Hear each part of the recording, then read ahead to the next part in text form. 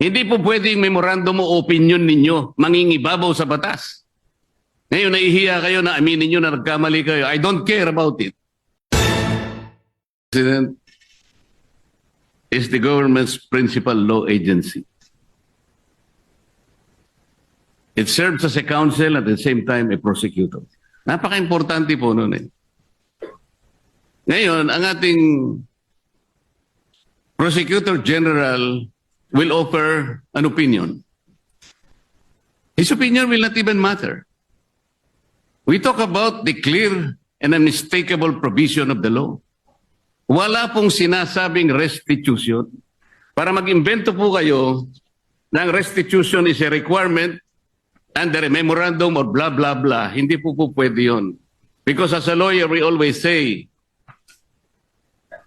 the spring cannot rise higher than its source. The very source, Mr. President, is the law itself. Hindi po pwedeng memorandum o opinion ninyo mangingibabaw sa batas. Ngayon, nahihiya kayo na aminin nyo na nagkamali kayo. I don't care about it. I care about the public. They should not be misled and mistaken about your opinion. Nasa sa inyo po kung kayo ay magkukusang loob na magsasabi na nagkamali kayo o hindi. And you wanted to maintain your pride. Ayos lang po sa akin yun. Maraming salamat po, Madam President.